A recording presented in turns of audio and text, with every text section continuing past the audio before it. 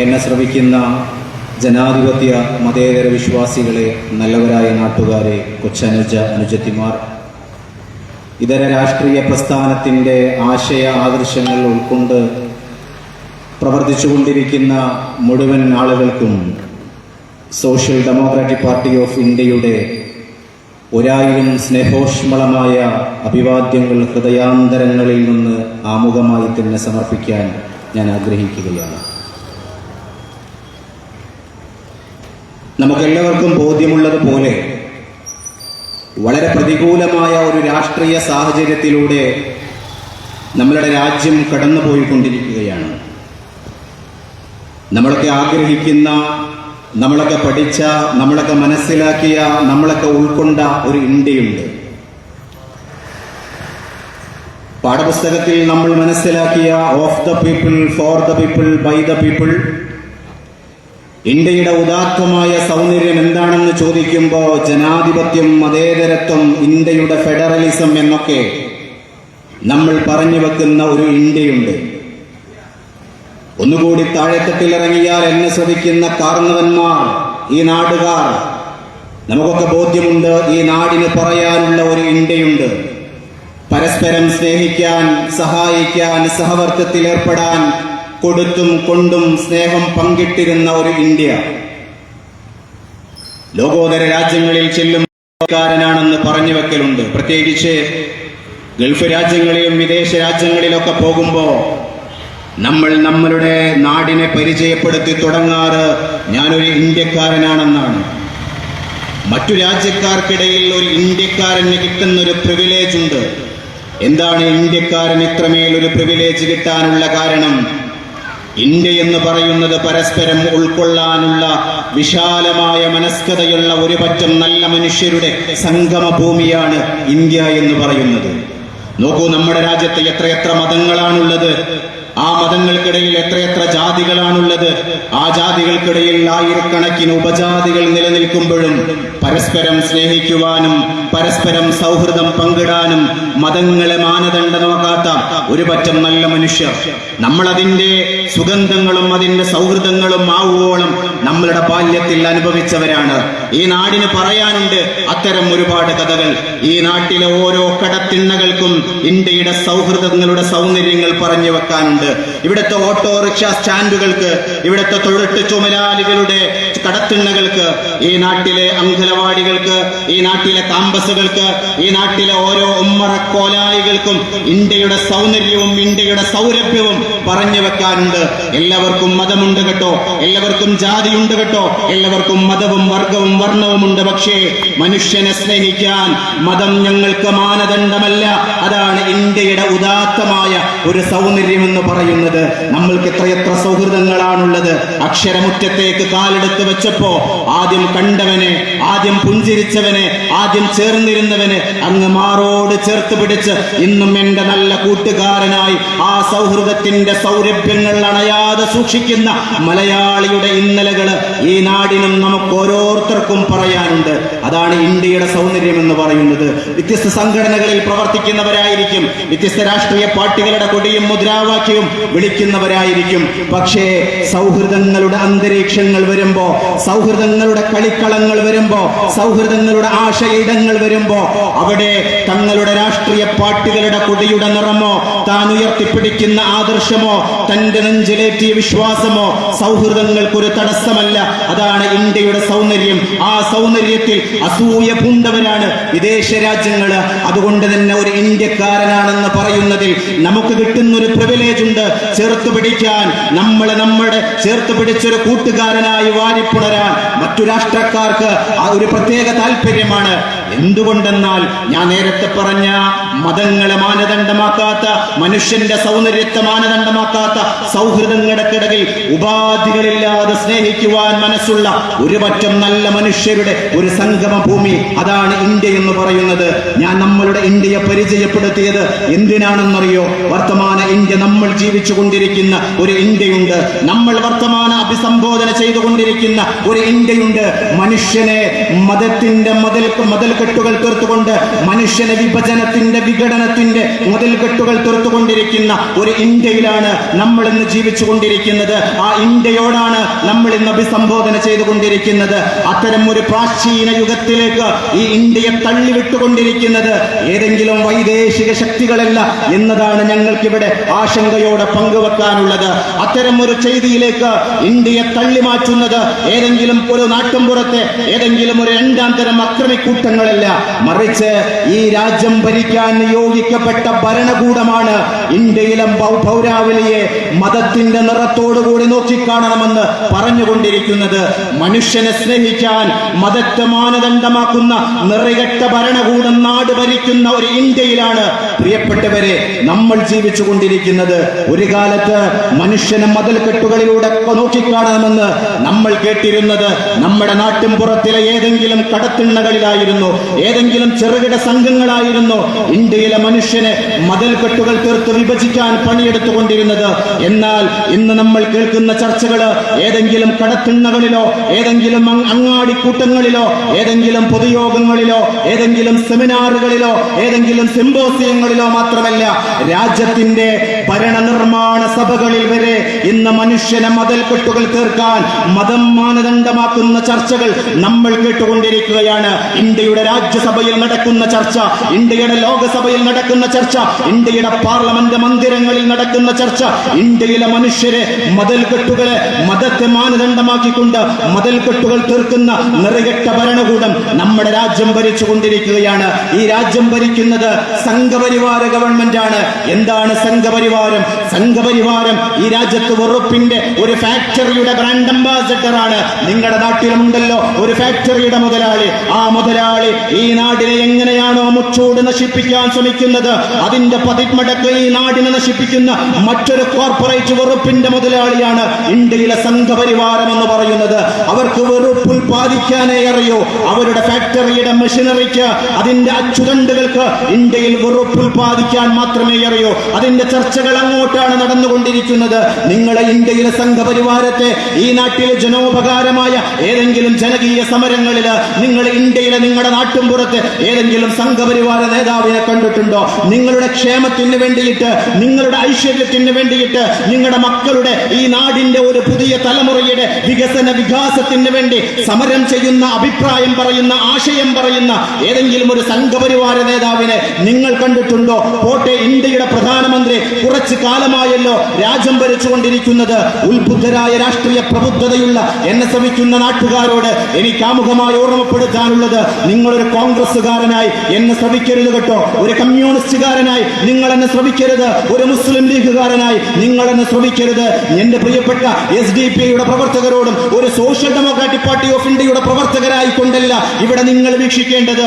ഒരു മനുഷ്യനായിട്ട്, ഒരു ഇന്ത്യൻ പൗരനായിട്ട് നിങ്ങൾ എന്നെ വീക്ഷിക്കുകയാണെങ്കിൽ ഞാൻ ചോദിച്ചു വെക്കട്ടെ, ഇന്ത്യയുടെ പ്രധാനമന്ത്രി എപ്പോഴെങ്കിലും നിങ്ങൾ കണ്ടിട്ടുണ്ടോ ഈ രാജ്യത്തിന്റെ അടിസ്ഥാന ജനവിഭാഗങ്ങളുടെ പ്രശ്നത്തെ അഭിസംബോധന ചെയ്ത് അര മിനിറ്റ് ഇന്ത്യയുടെ മാധ്യമങ്ങളോട് സംസാരിക്കുന്ന ഒരു പ്രധാനമന്ത്രിയെ എപ്പോഴെങ്കിലും നിങ്ങൾ കണ്ടിട്ടുണ്ടോ?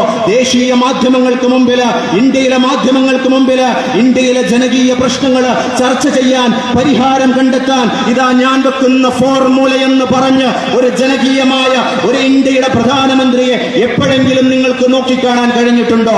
ഇന്ത്യയിൽ എന്തൊക്കെ പ്രശ്നങ്ങളാണ് നടക്കുന്നത്? ആയിരക്കണക്കിന് ചെറുപ്പക്കാർ തൊഴിലില്ലാതെ പ്രയാസം അനുഭവിച്ചു കൊണ്ടിരിക്കുകയാണ്.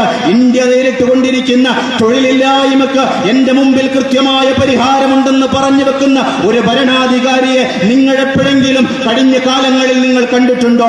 പട്ടിണിയുടെ പരിവട്ടത്തിന്റെ പടുകുഴിയിലേക്ക് ഇന്ത്യ രാജ്യം വീണുകൊണ്ടിരിക്കുകയാണ്. പട്ടിണിയെ കുറിച്ച് ചർച്ച ചെയ്യുമ്പോൾ അഭിമാനത്തോടെ പറഞ്ഞു വെക്കട്ടെ, ഞങ്ങൾ ഉയർത്തിപ്പിടിക്കുന്ന social democratic party of India ബീജാവാദം നൽകിയ അന്ന് ഞങ്ങൾ വിളിച്ചൊരു മുദ്രാവാക്യമുണ്ട്, ഇന്ത്യയിലെ മുഴുവൻ മനുഷ്യർക്കും പട്ടിണിയില്ലാത്ത ഒരു ഇന്ത്യയാക്കി ഇന്ത്യയെ മാറ്റണമെന്ന്. പ്രബുദ്ധ കേരളത്തിന്റെ മണ്ണില് ഞാനടക്കമുള്ള ഞങ്ങൾ ഇത് വിളിച്ചു പറഞ്ഞപ്പോ ഞങ്ങളെ പരിഹസിച്ച രാഷ്ട്രീയ പാർട്ടികളുണ്ട്, മുഖ്യധാരക്കാരനുണ്ട്. ആരാണ് ഇവിടെ പട്ടിണി കിടക്കുന്നത് എന്ന് കുഴിമന്തിയുടെ ബോർഡെണ്ണിക്കൊണ്ട്, നാട്ടിൻപുറത്തെ റെസ്റ്റോറന്റുകളുടെ ബോർഡെണ്ണിക്കൊണ്ട്, നമ്മളുടെ അങ്ങാടിയിൽ കുനിഞ്ഞ് പൊന്തിക്കൊണ്ടിരിക്കുന്ന ഈ റെസ്റ്റോറന്റുകള്, ഫാസ്റ്റ് ഫുഡ് കടകൾ എണ്ണിക്കൊണ്ട് ആരാണ് ഇവിടെ പട്ടിണി കിടക്കുന്നത് എന്ന് ചോദിച്ചവരുണ്ട്. പട്ടിണിയുടെ കഥ അറിയണോ നിങ്ങൾ? മലയാളത്തിൽ നിങ്ങൾക്കൊരു മധുവിനെ അറിയുമോ? മധുവിനെ നിങ്ങൾക്ക് അറിയാൻ മറന്നു കാണില്ല. മധുവെന്ന ചെറുപ്പക്കാരൻ കേരളത്തിന്റെ മലയാള മണ്ണിൽ മലയാളത്തെ അട്ടഹസിച്ച് മരിച്ചു വീണ ഒരു മനുഷ്യനുണ്ട്. അരപ്പട്ടിണിയല്ല, മുഴുപ്പട്ടിണിയിൽ പട്ടിണി സഹിക്കാൻ കഴിയാതെ കാടിറങ്ങി വന്നുകൊണ്ട് ഒരു കടത്തിണ്ണയിൽ നിന്ന് അന്നം മുടങ്ങി വിശപ്പടക്കാൻ വേണ്ടി ഒരു തുണ്ട് ഭക്ഷണം കഴിച്ചതിന്റെ പേരിൽ അഭിമാനികളെന്ന് സ്വയം മേനി നടിക്കുന്ന മലയാളികൾ കൂട്ടം കൂടി അടിച്ചുകൊന്ന മധുവെന്ന ഒരു മനുഷ്യനെ ചൂണ്ടിക്കാണിച്ച് ഞങ്ങൾ പറയുന്നു, ഇന്ത്യയിലെ പട്ടിണി മധുവിന്റെയും പട്ടിണി മാറേണ്ടതുണ്ട്. ശ്രുതി എന്ന് പറയുന്ന ഒരു പെൺകുട്ടിയെ മറന്നോ? കേരളത്തിന്റെ മലയാള പ്രബുദ്ധത, മലയാളത്തിൽ ശ്രുതി എന്ന മലയാള പെൺകുട്ടി മരിച്ചു വീണപ്പോ മലയാള പത്രങ്ങൾ അച്ചടിച്ചു വന്ന വാർത്ത ഇങ്ങനെയായിരുന്നു: പോഷകാഹാരക്കുറവ് മൂലം ശ്രുതി എന്ന മലയാള പെൺകുട്ടി മരണപ്പെട്ടു എന്ന്. എന്നെ ശ്രമിക്കുന്ന പ്രബുദ്ധരെ തെറ്റുധരിക്കരുത് കേട്ടോ. പോഷകാഹാരക്കുറവ് മൂലമെന്ന് പറയുമ്പോ ശ്രുതി എന്ന മലയാള പെൺകുട്ടി എല്ലാ ദിവസവും പ്രഭാതം പൊട്ടി വിണരുമ്പോ പാല് കുടിക്കാത്തതിന്റെ പേരില്, ഹോർലിക്സ് കഴിക്കാത്തതിന്റെ പേരില്, എല്ലാ ദിവസവും കോഴിമുട്ട കഴിക്കാത്തതിന്റെ പേരിലാണ് മരിച്ചത് എന്ന് നിങ്ങൾ തെറ്റുധരിക്കരുത്. പോഷകാഹാരക്കുറവല്ല, അത് മുതലാളിയുടെ ഭാഷയാണ്. പട്ടിണി സഹിക്കാൻ കഴിയാതെ അരപ്പട്ടിണിയല്ല കേട്ടോ, മുഴുപട്ടിണിയിൽ ദിവസങ്ങളോളം തള്ളി നീക്കിക്കൊണ്ട് ആമാശയം ചുരുണ്ട് മരണത്തോട് മല്ലടിച്ച ഒരു മലയാളി പെൺകുട്ടിയുടെ പേര് ശ്രുതി എന്നാണ്. ആ ശ്രുതിയുടെയും പട്ടിണിയുടെ രാഷ്ട്രീയത്തെ കുറിച്ച് വിളിച്ചു പറഞ്ഞ ഒരു രാഷ്ട്രീയ പാർട്ടിയാണ് social democratic party of India. നിങ്ങൾക്ക് കേരളത്തിലെ മലയാളിയായ പട്ടിണിക്കാരെ കാണണോ? വരൂ, നിങ്ങള് പെരുമ്പാവൂർ അങ്ങാടിയിലേക്ക്, എറണാകുളത്ത് റെയിൽവേ സ്റ്റേഷനിലേക്ക്, നിങ്ങളുടെ തൊട്ടടുത്ത പട്ടണങ്ങളിലേക്ക് ഈ സൂര്യാസ്തമയം കഴിഞ്ഞല്ലോ, ഈ ലൈറ്റുകൾ ഓഫാക്കിയിട്ട് നിങ്ങൾ നിങ്ങളുടെ അമ്പര ചുംബികളായ വീട്ടുകളില്, നിങ്ങളുടെ സൗത്തങ്ങളില് നിങ്ങൾ സുഖനിദ്രയിൽ ഏർപ്പെടുമ്പോ ഒരു ദിവസം നിങ്ങൾ എണീക്കണം. നട്ടപ്പാതിരാക്കണിച്ച് ഈ നാടിലൂടെ ഒന്ന് നടക്കണം കേട്ടോ. ഈ കടത്തിണ്ണകളില് ലൈറ്റ് ഓഫാക്കാൻ വേണ്ടി, ഷട്ടർ ഒന്നിടാൻ വേണ്ടി കാത്തിരിക്കുന്ന ഒരുപാട് മനുഷ്യരുണ്ട്. അരപ്പട്ടിണിയിൽ ജീവിക്കുന്ന, മുഴുപട്ടിണിയിൽ ജീവിക്കുന്ന ഒരുപാട് മനുഷ്യരെ അവരെ കാണണമെങ്കിൽ നിങ്ങൾക്ക് കണ്ണുണ്ടായാൽ പോരാ, അവരെ കാണാനുള്ളൊരു മനസ്സും കൂടി ഉണ്ടാകണം. ആ പട്ടിണിയുള്ള ഒരു മനുഷ്യരെ കുറിച്ച് വർത്തമാനം പറഞ്ഞ ഒരു രാഷ്ട്രീയ പാർട്ടിയാണ് social democratic party of India. അങ്ങനെ ശതകോടി മനുഷ്യര് ഇന്ത്യയിൽ പട്ടിണി കിടക്കുമ്പോ, ഹലോ മിസ്റ്റർ നരേന്ദ്രമോദി, എപ്പോഴെങ്കിലും താങ്കൾ ഇന്ത്യയിൽ പട്ടിണി കിടക്കുന്ന ഒരു മനുഷ്യർക്ക് വേണ്ടി ഒരു പാക്കേജ് കൊണ്ടുവരാൻ, അവർക്ക് വേണ്ടി സംസാരിക്കാൻ, അവരുടെ ക്ഷേമത്തിന് വേണ്ടിയിട്ട് വർത്തമാനം പറയുന്ന ഒരു പ്രധാനമന്ത്രിയെ പ്രിയപ്പെട്ട മലയാളികളെ നിങ്ങൾ എപ്പോഴെങ്കിലും കണ്ടിട്ടുണ്ടോ? ഇന്ത്യയിലെ സ്ത്രീകള് ഓരോ സെക്കൻഡുകളും ഓരോ മിനിറ്റുകളും അവർ വേട്ടയാടലുകൾക്ക്, അവർ ബലാത്കാരങ്ങൾക്ക് ഇരയായിക്കൊണ്ടിരിക്കുന്നു എന്ന് ദേശീയ മാധ്യമങ്ങൾ വിളിച്ചു പറയുമ്പോൾ അവരുടെ ക്ഷേമത്തിന് വേണ്ടി വർത്തമാനം പറയുന്ന ഒരു പ്രധാനമന്ത്രിയെ നിങ്ങൾക്ക് എപ്പോഴെങ്കിലും കാണാൻ കഴിയുമോ? എന്തിനേറെ രാജ്യത്തിന്റെ സുരക്ഷാ ഇടങ്ങൾ പോലും സുരക്ഷിതമല്ലാതെ ഈ വെക്കേഷൻ സമയങ്ങളിൽ മലയാളികളായ മുഴുവൻ മനുഷ്യരും അവരുടെ സ്വർഗീയ ഭൂമിയെന്ന് നമ്മളൊക്കെ ഒന്ന് കണ്ടു കാണാൻ ആഗ്രഹിക്കുന്ന കാശ്മീരിന്റെ താഴ്വാരകളൊന്ന് കാണാൻ വേണ്ടി പോകുമ്പോ അവർക്ക് പോലും ഒരു സംരക്ഷണത്തിന്റെ കവചം തീർക്കാൻ കഴിയാത്ത ഒരു ദുർബലനായ ഒരു പ്രധാനമന്ത്രിയാണ് നമുക്ക് നോക്കാൻ കഴിയുന്നത്. കണ്ണീർ വാഴ്ത്തിക്കൊണ്ട് മാധ്യമങ്ങൾക്ക് മുമ്പിൽ മുതലക്കണ്ണീരൊഴുക്കുക എന്നതിലപ്പുറമായി എന്തു നടപടികളാണ്, എന്തു നിലപാടാണ് ഇത്തരം ചെയ്തികൾക്കെതിരെ ഈ കാലമത്രയായിട്ടും ഈ ദിനമിത്രയായിട്ടും നമുക്ക് ദർശിക്കാൻ കഴിഞ്ഞത്? പ്രിയപ്പെട്ടവരെ, ഞാൻ പറഞ്ഞു വന്നത്, ഈ രാജ്യം ഭരിക്കുന്നവരുടെ താല്പര്യമെന്ന് പറയുന്നത് ജനകീയ വികസനമല്ല. അവരുടെ താല്പര്യമെന്ന് പറയുന്നത് ജനങ്ങളുടെ ക്ഷേമമല്ല, ജനങ്ങളുടെ ഐശ്വര്യമല്ല. അധികാരത്തിന്റെ സ്തോപാനങ്ങളിൽ, അധികാരത്തിന്റെ പട്ടുമെത്തകളിൽ സുഖലോലുപതരായിക്കൊണ്ട് ജീവിക്കുക എന്ന് മാത്രമാണ്. അതിനൊരു മതത്തെ അവർ മാനദണ്ഡമാക്കുകയാണ്. ആ മതത്തെ മാനദണ്ഡമാക്കുന്നത് തന്റെ സുഖങ്ങളും തന്റെ സുഖാഡംബരങ്ങളും നഷ്ടപ്പെടാതിരിക്കാൻ വേണ്ടിയാൽ ആ ഹിന്ദുത്വത്തെ ഞങ്ങളിവിടെ തുറന്നു കാണിക്കുകയാണ്. എന്നെ ശ്രമിക്കുന്ന ഹൈന്ദവ സുഹൃത്തെ, നിങ്ങൾ ഇന്ത്യയിലെ സംഘപരിവാരം ഉയർത്തുന്നവരുടെ ആശയം വിളിച്ചു പറയുന്ന വിചാരധാര എന്നൊരു പുസ്തകമുണ്ട്. അവരുടെ ഐഡിയോളജി വിളിച്ചു പറയുന്ന ഒരു പുസ്തകമുണ്ട്. നിങ്ങളൊന്നെടുത്ത് വായിക്കണം കേട്ടോ. അതിലവർ പരിചയപ്പെടുത്തുന്ന ചില ശത്രുക്കളുണ്ട്. ഇന്ത്യയിലെ മുസ്ലിങ്ങൾ അവരുടെ ഒന്നാമത്തെ ശത്രുവാണ്. ഇന്ത്യയിലെ സംഘപരിവാരത്തെ കുറിച്ച് കൃത്യമായി ധാരണയുള്ളവരായിരിക്കും എന്നെ ശ്രമിക്കുന്ന പ്രബുദ്ധരായ മലയാളികൾ. പക്ഷേ സംഘപരിവാരത്തെ കുറിച്ച് പറഞ്ഞവസാനിപ്പിക്കാൻ, അങ്ങനെ പറഞ്ഞവസാനിപ്പിക്കേണ്ട ഒരു പ്രത്യയശാസ്ത്രമല്ലെന്ന ബോധ്യത്തോടെയാണ് ഓർമ്മപ്പെടുത്തുക എന്നുള്ളത്. സംഘപരിവാരത്തിനെതിരെ ഞങ്ങൾ ഉയർത്തിവിട്ടുകൊണ്ടിരിക്കുന്ന അമ്പുകളാണ്. നിങ്ങൾ സംഘപരിവാരത്തെ കുറിച്ച് നിങ്ങൾ PhD എടുത്താലും ഞങ്ങൾ ഇന്ത്യയിലെ സംഘപരിവാരത്തെ കുറിച്ച് ഞങ്ങൾ പറഞ്ഞുകൊണ്ടിരിക്കും. ഇന്ത്യയിലെ സംഘപരിവാരം ഒരു തമാശയിൽ അധിഷ്ഠിതമായ പ്രത്യയശാസ്ത്രമല്ല എന്ന ബോധ്യത്തിന്റെ അടിസ്ഥാനത്തിൽ ഞങ്ങൾ പറഞ്ഞു വെക്കുകയാണ്. ഇന്ത്യയിലെ മുസ്ലിങ്ങളെ ഒന്നാമത്തെ ശത്രുവാക്കി അവർ എണ്ണിരിക്കുന്നു. ആ ശത്രുവിനെ അവരെക്കാലത്തും ഉയർത്തിപ്പിടിക്കും. ഇന്ത്യയുടെ പാർലമെന്റിൽ ചർച്ച നടക്കുമ്പോ ആ മതത്തെ സിംബലാക്കിയിട്ടാണ് ഇന്ത്യയിൽ മുഴുവൻ നെറികേടുകളും നടത്തിക്കൊണ്ടിരിക്കുന്നത്. ഏക സിവിൽ കോഡിന്റെ ചർച്ച ഇന്ത്യയുടെ പാർലമെന്റിൽ ഈ രാജ്യം ഭരിക്കുന്നവർ കൊണ്ടുവരുന്നതിന്റെ താല്പര്യം എന്താണെന്നറിയോ? എന്താണ് ഏക സിവിൽ കോഡ്? ഇന്ത്യയുടെ പാർലമെന്റിൽ സംഘപരിവാരം ചർച്ചക്കിടയാകുന്നത് ഇന്ത്യയുടെ പാർലമെന്റിൽ നടന്നുകൊണ്ടിരിക്കുന്ന ഓർഡിനൻസുകൾ ഉണ്ടല്ലോ, അമെന്റ്മെന്റുകൾ ഉണ്ടല്ലോ. ഇന്ത്യയുടെ പാർലമെന്റിൽ ഒരു മതത്തെ ഉയർത്തിക്കാണിക്കുകയാണ്. ആ ഉയർത്തിക്കാണിക്കുന്നതിന്റെ താല്പര്യം ഇന്ത്യയിൽ ഒരു പൊതുശത്രുവിനെ ഇന്ത്യയിലെ സംഘപരിവാരത്തിന്റെ കാലത്തും ഉയർത്തിക്കാണിക്കേണ്ടതുണ്ട്. മുത്തലാഖിന്റെ ചർച്ച ഇന്ത്യയുടെ പാർലമെന്റിൽ നടപ്പിലാക്കുന്നതിന്റെ താല്പര്യം എന്താണ്? എന്താണ് എന്താണ് കാശ്മീരിന്റെ പ്രത്യേക പദവി എടുത്തു കളയുന്ന ഓർഡിനൻസുകൾ അതിധൃതിയിൽ ഇന്ത്യയുടെ പാർലമെന്റിൽ ചർച്ച ചെയ്യുന്നതിന്റെ താല്പര്യം എന്താണ്? നാഷണൽ രജിസ്ട്രേഷൻ ഓഫ് സിറ്റിസൺ NRCയുടെ CAയുടെ അമെന്റുകളുടെ വാളുകൾ ഇന്ത്യയുടെ പാർലമെന്റിൽ ഇടനിലവില്ലാതെ ഉയർത്തിക്കൊണ്ടിരിക്കുന്നതിന്റെ താല്പര്യം എന്താണ്? അവസാനം വഖഫിന്റെ ഭൂമിക്ക് മുകളിൽ ഇന്ത്യയിലെ സംഘപരിവാരം കൊണ്ടുവരുന്ന, ഇന്ത്യയിലെ സംഘപരിവാര ഗവൺമെന്റ് കൊണ്ടുവന്ന അമെന്റുകൾ, അതിന്റെ ഓർഡിനൻസുകൾ, പാസാക്കപ്പെട്ട ബില്ലുകൾ, പ്രസിഡന്റ് ഒപ്പുവെച്ച ബില്ലുകൾ, അതിന്റെ താല്പര്യം എന്താണ്?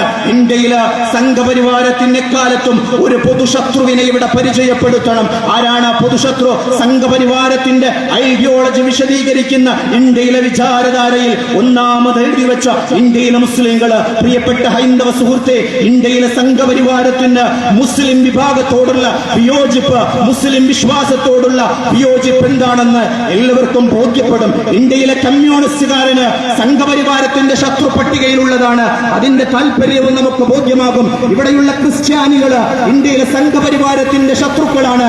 അതിന്റെ താല്പര്യവും ഞങ്ങൾ മനസ്സിലാക്കും. പക്ഷേ ഇന്ത്യയിലെ സംഘപരിവാരം പറഞ്ഞു വെക്കാത്ത, അവർ അവരുടെ വിചാരധാരയിൽ പരിചയപ്പെടുത്താത്ത ഒരു ശത്രുവുണ്ട്. ആരാണ് ആ ശത്രു എന്നറിയോ?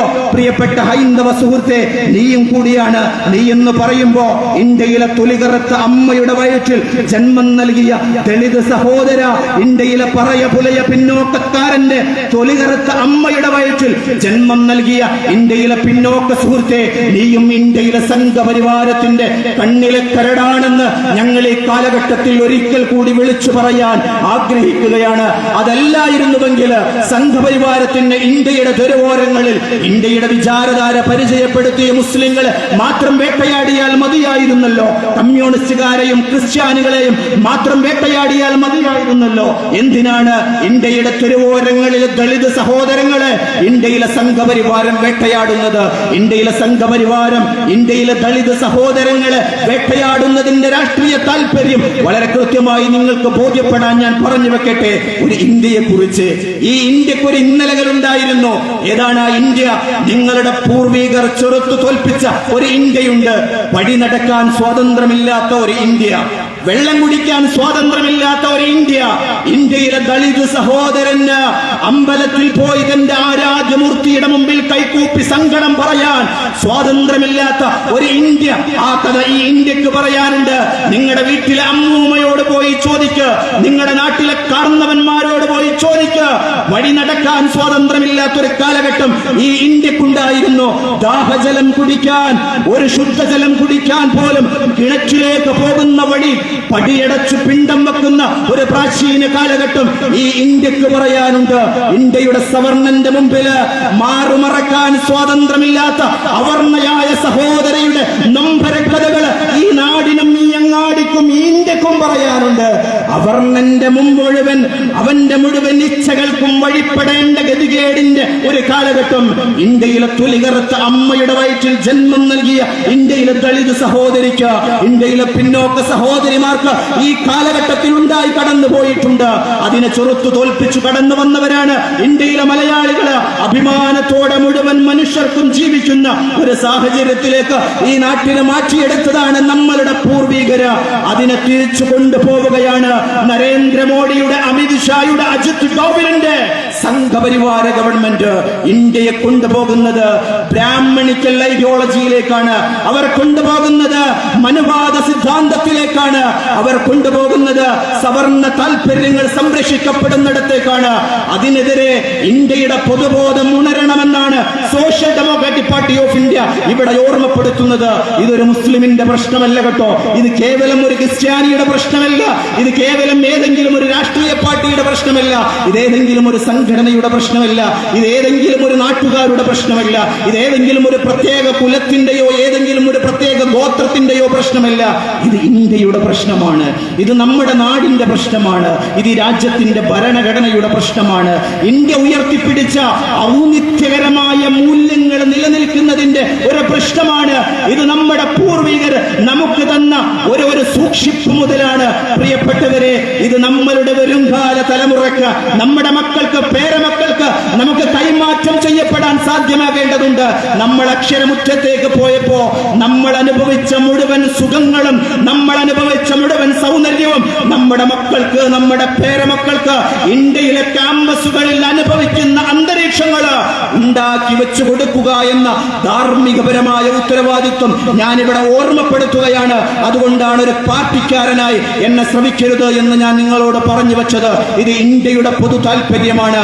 ആ പൊതു താല്പര്യത്തെ ഉയർത്തിപ്പിടിക്കാൻ ഇന്ത്യയിലെ പ്രബുദ്ധരായ മലയാളികളോട് ഞങ്ങൾ ആവശ്യപ്പെടുകയാണ്. വെറുപ്പിന്റെ രാഷ്ട്രീയം നിരന്തരമായി ഉയർത്തിവിട്ടുകൊണ്ടിരിക്കുന്ന ഒരു സംഘപരിവാര ഗവൺമെന്റ് നാട് ഭരിച്ചുകൊണ്ടിരിക്കുകയാണ്. അറുങ്കൊലയുടെ രാഷ്ട്രീയത്തിന്റെ വക്താക്കളാണ് നാട് ഭരിച്ചുകൊണ്ടിരിക്കുന്നത്. എന്താണ് സംഘപരിവാരമെന്ന് മനസ്സിലാക്കാൻ നിങ്ങൾക്കിനി വിചാരധാര പരതാൻ സമയമില്ലെങ്കിൽ ഞാനൊന്ന് പറഞ്ഞു വെക്കട്ടെ. എന്താണ് സംഘപരിവാരം? എന്താണെന്നറിയോ? നാൽക്കാലിയുടെ പേര് പറഞ്ഞ് ഇരുകാലിയായ മനുഷ്യനെ വട്ടം കൂടി അടിച്ചു കൊല്ലാൻ, അതിൽ അഭിരമിക്കാൻ, അതിൽ അട്ടഹസിക്കാൻ, അതിൽ ആഹ്ലാദം കണ്ടെത്താൻ ഒരു മടിയുമില്ലാത്ത, നാൽക്കാലി പോലും നാണിച്ചു പോകുന്ന പ്രവർത്തനങ്ങൾ ഒരു മടി പോലും ഇല്ലാതെ ചെയ്യാൻ മനസ്സ് പാകപ്പെട്ട ഒരു പറ്റം മനുഷ്യരുടെ കൂട്ടായ്മയാണ് ഇന്ത്യയിലെ സംഘപരിവാരം എന്ന് പറയുന്നത്. ദളിതനായ രണ്ട് സഹോദരന്മാർ ഉപജീവന മാർഗത്തിന് വേണ്ടിയിട്ട് കന്നുകാലിയെ മാർക്കറ്റിലേക്ക് വിൽക്കാൻ പോകുമ്പോ തടഞ്ഞു നിർത്തിയിട്ട് നീ മാടിനെ അറുക്കുന്നവരാണെന്ന് കേവല ആരോപണം ഉന്നയിച്ച് അടിച്ചു കൊന്ന അരിശം തീരാഞ്ഞ് കഴുമരത്തിൽ കെട്ടിത്തൂക്കിയിട്ട് പ്രകൃതിയുടെ വായുവിൽ പച്ച മനുഷ്യൻ കിടന്നാടുമ്പോ അതിൽ നൃത്തം ചവിട്ടുന്ന വൃത്തികേടിന്റെ ഒരു പ്രത്യയശാസ്ത്രമാണ് ഇന്ത്യയിലെ സംഘപരിവാരം. പ്രിയപ്പെട്ടവരെ, റോസാപ്പൂവിനെ പോലെ സുന്ദരിയായ ആസിഫ ബാനു എന്ന് പറയുന്ന നമ്മളുടെ മകളില്ലേ, നമ്മുടെ പേരമക്കളില്ലേ, നമ്മുടെ ജ്യേഷ്ഠ മകനില്ലേ, നമ്മുടെ അയൽവക്ക കുട്ടികളില്ലേ, നമ്മൾ കുഞ്ചിക്കുന്ന, ലാളിക്കുന്ന, എത്ര സ്നേഹത്തോടെ നമ്മളോട് ചേർത്ത് പിടിക്കുന്ന, നമ്മളെ അച്ഛനെന്ന് വിളിക്കുന്ന, ഉപ്പയെന്ന് വിളിക്കുന്ന, ചേട്ടാ എന്ന് വിളിക്കുന്ന ആസിഫ ബാനുവിനെ പോലെ, ഒരു റോസാപ്പൂവിനെ പോലെയുള്ള ഒരു 7 വയസ്സുകാരിയെ അതിമൃഗീയമായി മാനഭംഗപ്പെടുത്തി അറുങ്കൊല ചെയ്ത അരിശം തീരാഞ്ഞ ആന്തരിക അവയവങ്ങളിൽ കല്ലുകൊണ്ടടിച്ചു കൊന്ന് നൃത്തം ചവിട്ടുന്ന വൃത്തികേടിന്റെ ഒരു പ്രത്യയശാസ്ത്രത്തിന്റെ പേരാണ് കേട്ടോ ഇന്ത്യയിലെ സംഘപരിവാരം എന്ന് പറയുന്നത്. മലയാളികളെ, നിങ്ങൾക്കറിയുമോ, കേരളത്തിന്റെ മണ്ണില് ഇന്നലെ ഒരു മലയാളിയായ ഒരു മനുഷ്യന് അടിച്ചു കൊന്നു കേട്ടോ.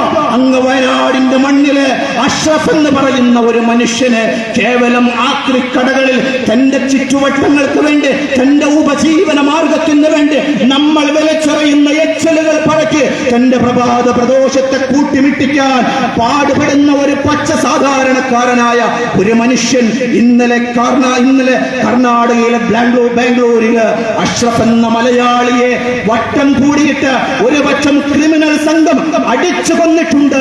മലയാളികളെ, നിങ്ങൾ അറിഞ്ഞോ? മലയാളത്തിന്റെ മണ്ണിൽ നമ്മളെ പോലെ വിചാരമുള്ള ഒരു പച്ച മനുഷ്യനായ അഷ്റഫിനെ അടിച്ചു കൊന്നതിന്റെ ഭൗതിക ശരീരം തന്റെ വീടിന്റെ ഉമ്മറക്കോലായിൽ വരുമ്പോ ബാഗിന്റെ ജപ്തിയിൽ കിടക്കുന്ന വീട്ടിലേക്ക് കയറ്റാൻ പോലും സാധ്യമല്ലാതെ ഉമ്മറക്കോലായിൽ ആംബുലൻസിൽ കടത്തിയ ഇന്ത്യയിലെ സംഘപരിവാര ബജരംഗൾ പ്രവർത്തകർ നെറുകേടിന്റെ പ്രവർത്തനങ്ങളുമായി ഒരു പച്ച മനുഷ്യനെ അടിച്ചു കൊന്നിട്ട് ആ പച്ച മനുഷ്യന്റെ ജീവനറ്റ ശരീരം ആംബുലൻസിന്റെ ചില്ലുകളിലൂടെ നോക്കി കാണേണ്ട ഒരു ഗതികേട് മലയാളത്തിലെ ഒരു ഉമ്മ അട്ടഹസിക്കുന്ന ഫോട്ടോകൾ ഇന്നിന്റെ പ്രഭാത പത്രങ്ങളിലൂടെ വായിച്ച് നിങ്ങളുടെ ഉപഭോഗ മനസ്സ് അഷ്റഫ് നിങ്ങളോട് എന്തു പറഞ്ഞു? പ്രിയപ്പെട്ടവരെ, അഷ്റഫ് നിങ്ങളുടെ ആരുമല്ലായിരിക്കുമല്ലേ? നിങ്ങളുടെ ജ്യേഷ്ഠനല്ലല്ലോ, നിങ്ങളുടെ മകനല്ലല്ലോ, നിങ്ങളുടെ കൂട്ടുകുടുംബമല്ലല്ലോ. നിങ്ങൾക്കെന്താണ് പ്രശ്നം? നമുക്കെന്താണ് പ്രശ്നം? പ്രിയപ്പെട്ടവരെ, അഷ്റഫിൽ ഒതുങ്ങുന്നില്ല ബജരംഗളും സംഘപരിവാരത്തിന്റെയും താല്പര്യം. ഒരു അഷ്റഫല്ല എന്നുകൂടി ഞാൻ ഈ സമയത്ത് ഓർമ്മപ്പെടുത്താൻ ആഗ്രഹിക്കുകയാണ്. മലയാളത്തിന്റെ പ്രബുദ്ധതയോട് ഞാൻ ചോദിക്കട്ടെ, മലയാളിയായ ഒരു അഷ്റഫിന് ഇന്ത്യയിലെ സംഘപരിവാര വൃത്തികേടിന്റെ പ്രത്യയശാസ്ത്രം അടിച്ചു വന്നിട്ട് നമുക്കൊരു ഗവൺമെന്റ് ഉണ്ടല്ലോ, എന്തേ ഗവൺമെന്റ് വാ തുറക്കുന്നത്? പ്രബുദ്ധ മലയാളി, നിങ്ങൾ എപ്പോഴെങ്കിലും കേട്ടോ ഇവിടെ സമാധാനത്തിന്റെ വെള്ളരിപ്രാവുകളെന്ന് ആരക്രമം നടത്തിയാലും സമാധാനത്തിന്റെ ലോഹയണഞ്ഞ് കടന്നു വരുന്ന രാഷ്ട്രീയക്കാരും നമ്മൾ കണ്ടിട്ടില്ലല്ലോ. അഭിമാനത്തോടെ പറഞ്ഞു വെക്കുമ്പോ ഞങ്ങൾ പറഞ്ഞു വെക്കുന്നു. നിങ്ങൾ ചോദിക്കും, കേരളത്തിലും ഇന്ത്യയിലും രാഷ്ട്രീയം വർത്തമാനം പറയുന്ന social democratic party of India എന്തു ചെയ്തു എന്ന് ഞങ്ങൾ ചെയ്തു വെച്ചു.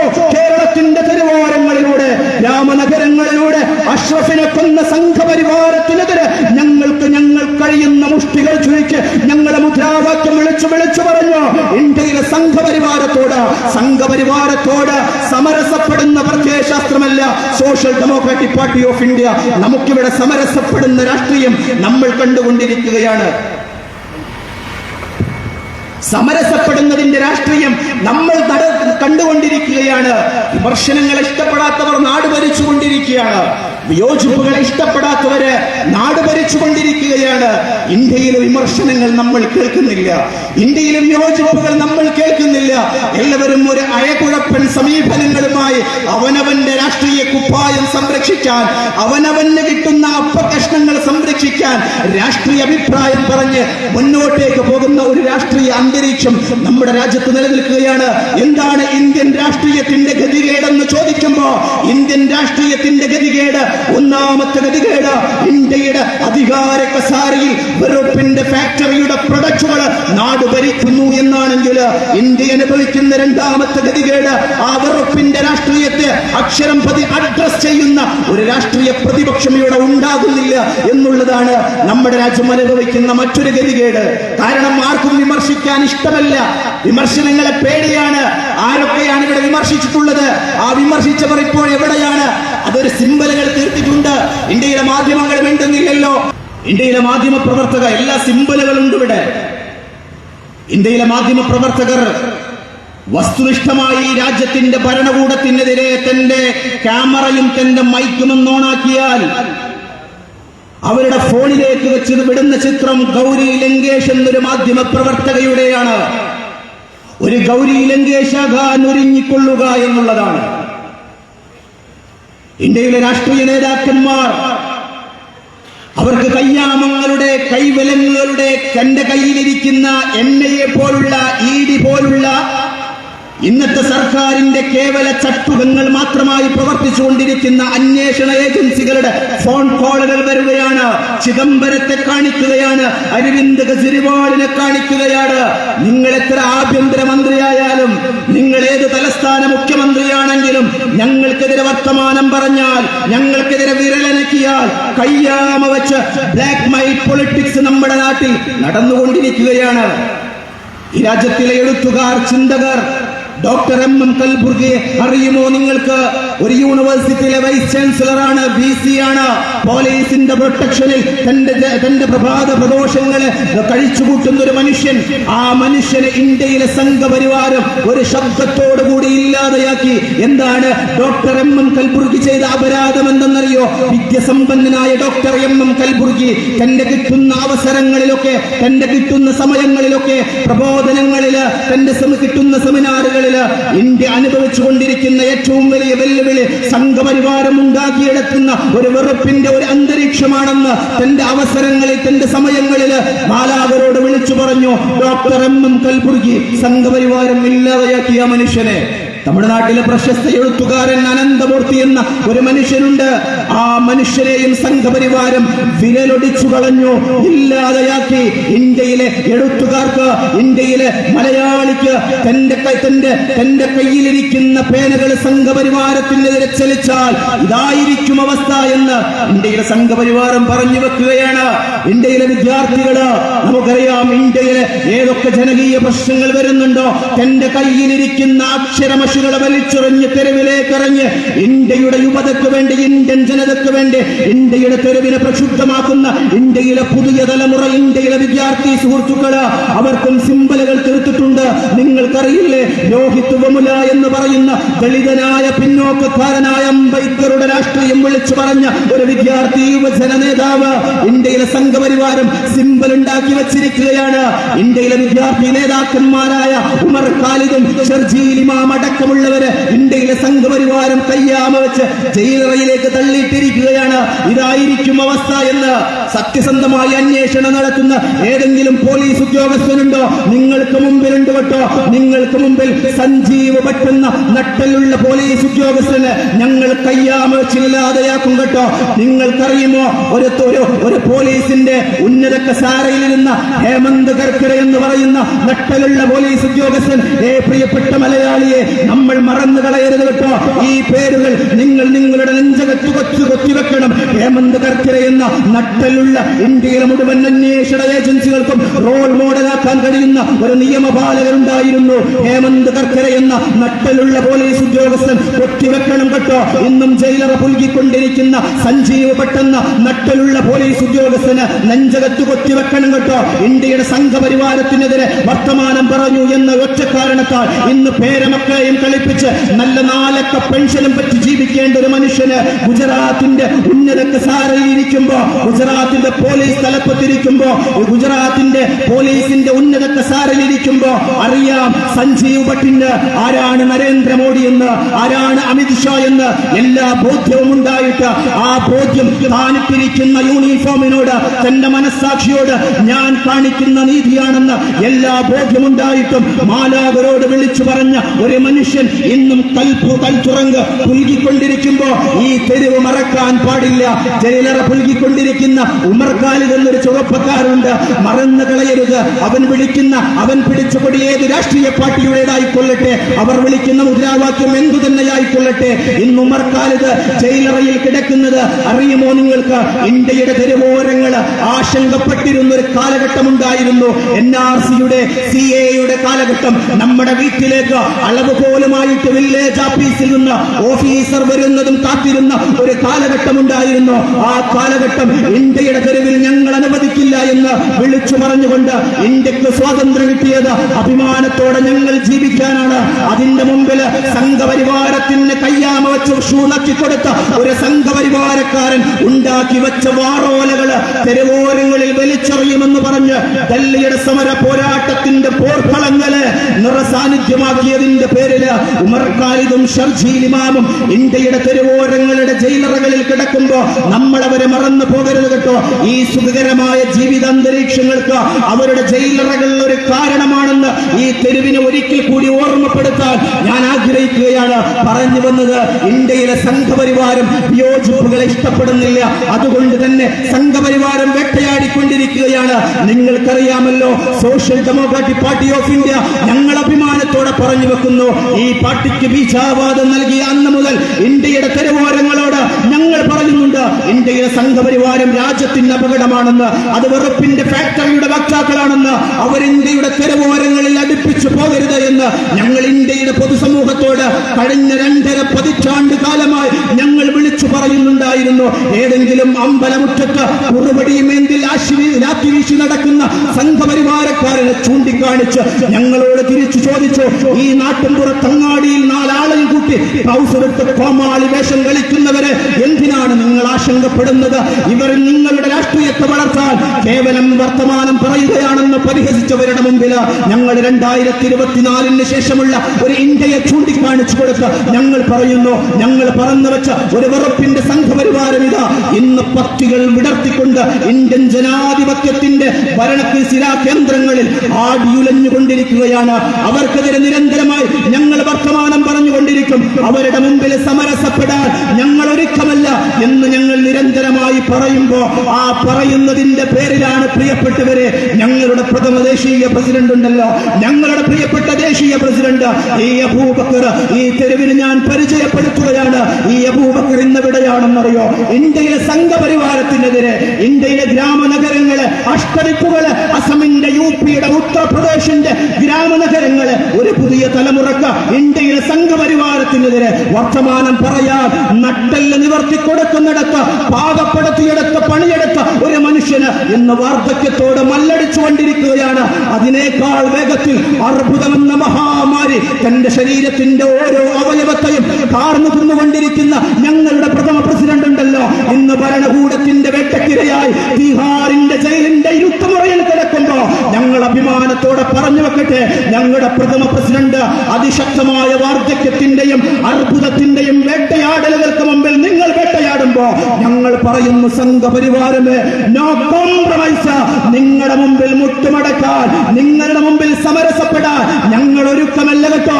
ഞങ്ങളുടെ നിലവിലെ ദേശീയ പ്രസിഡന്റ് പാലക്കാട്ടുകാരനായ MK ഫൈസി ഇന്ന് കാരാഗൃഹത്തിന്റെ ഇരുട്ടുമുറിയിലാണ്.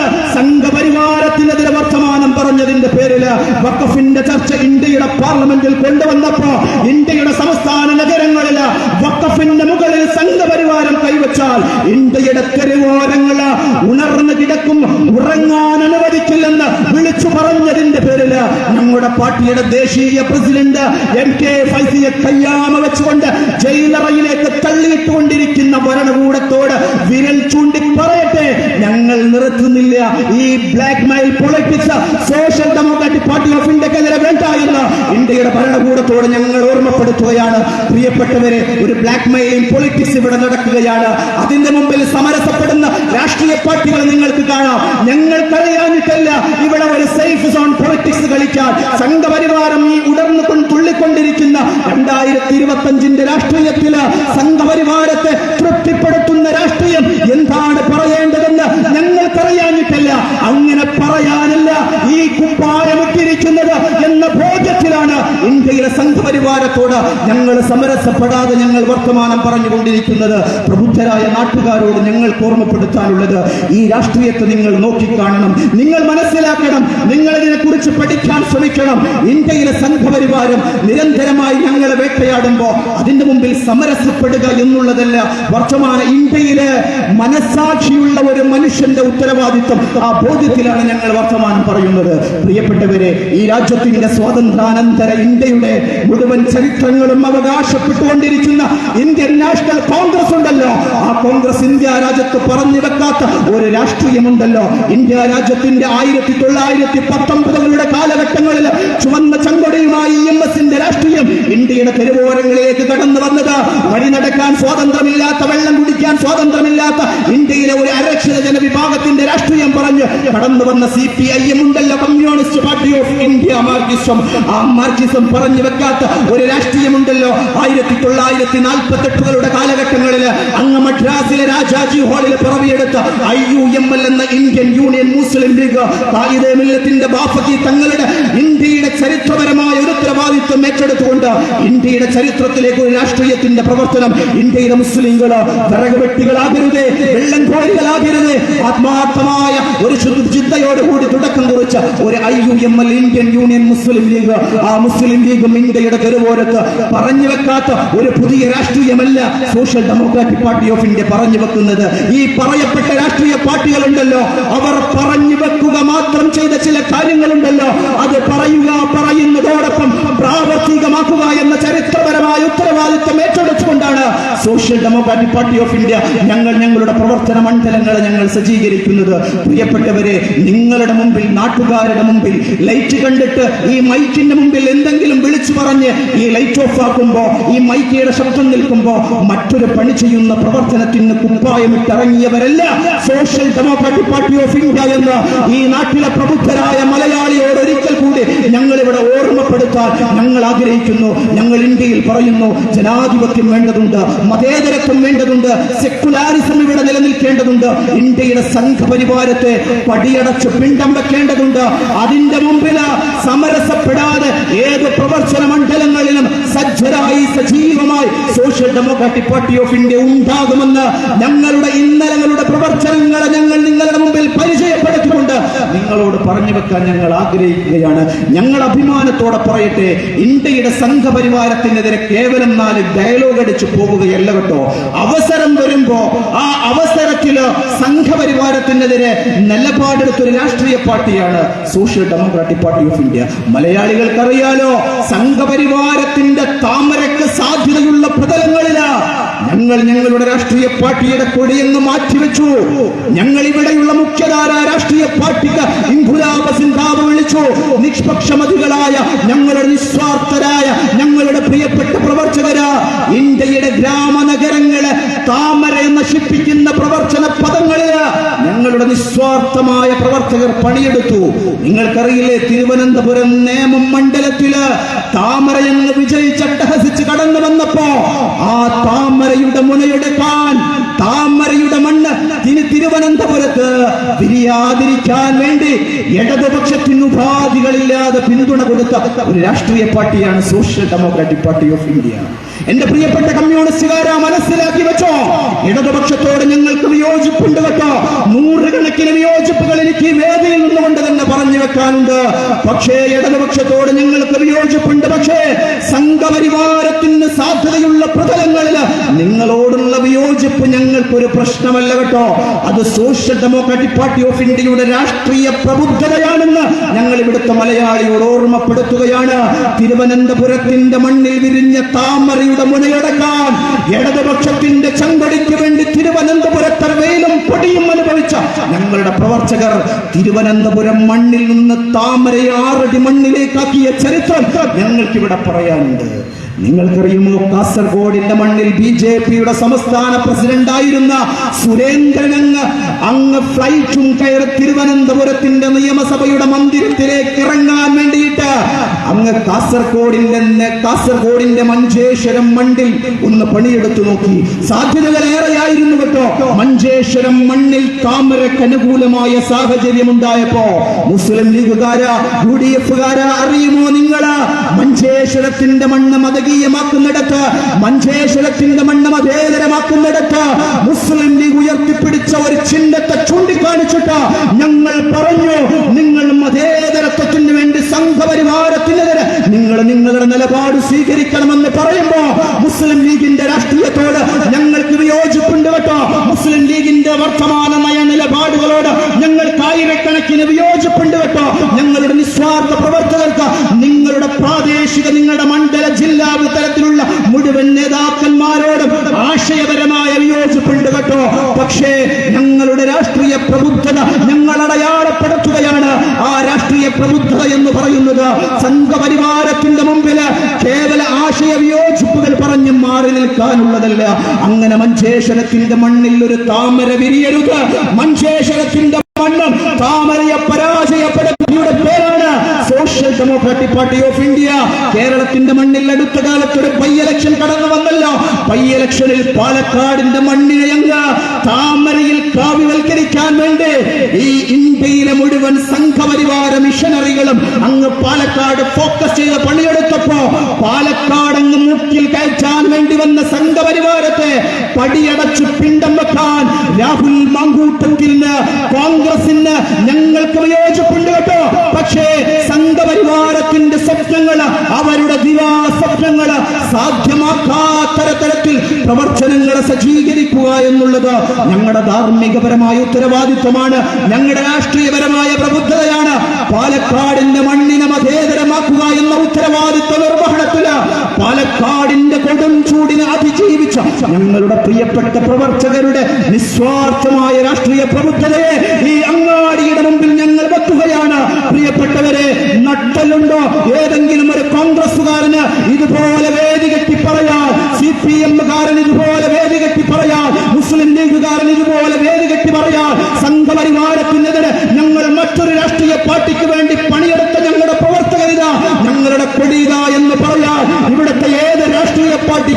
പറയുക, ഞങ്ങൾ കേരളത്തിന്റെ മലയാള ചരിത്രം ഈ അങ്ങാടിയിൽ വെച്ചുകൊണ്ട് സംസാരിക്കുകയാണ്. നാളെ ഒരു ദിനം വന്നാൽ, സംഘപരിവാരത്തിന് നാളെയും അത്തരം ഒരു ദിവാസ്വപ്നമായി കടന്നു വന്നാൽ, ഞങ്ങളുണ്ടാകും സംഘപരിവാരത്തിനെതിരെ വിയോജിപ്പിന്റെ ശബ്ദങ്ങളുമായിട്ട്.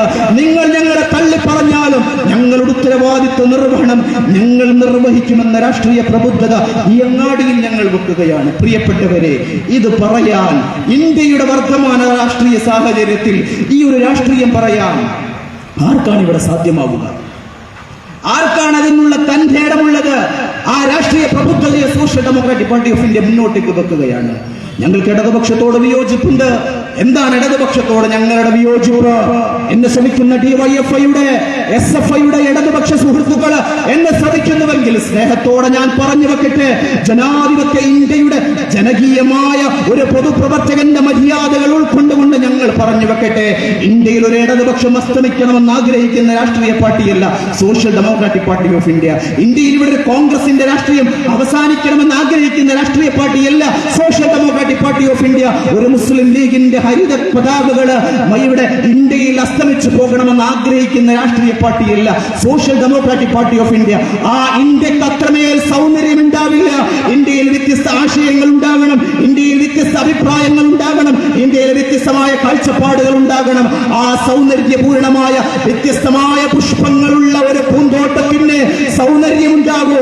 അതിനാസ്വദിക്കാനേ ഏതൊരു മലയാളിക്കും ഇഷ്ടമെന്ന പോലെ ഇന്ത്യയിലെ വ്യത്യസ്ത ആശയങ്ങള്, വ്യത്യസ്ത കാഴ്ചപ്പാടുകള്, വ്യത്യസ്ത മുദ്രാവാക്യങ്ങൾ ഇന്ത്യ രാജ്യത്തുണ്ടാകട്ടെ. പക്ഷേ ആ ഉണ്ടായി വരുന്ന ആശയങ്ങൾക്ക് ദാരിദ്ര്യം സംഭവിക്കുമ്പോ, പാപ്പരത്വം സംഭവിക്കുമ്പോ ചൂണ്ടിക്കാണിക്കുക എന്നുള്ളത് ഒരു രാഷ്ട്രീയ മര്യാദയാണെന്ന മര്യാദ ഉൾക്കൊണ്ടുകൊണ്ട് ഞാൻ ഇവിടുത്തെ ഇടതുപക്ഷത്തെ ഓർമ്മിപ്പിക്കുകയാണ്.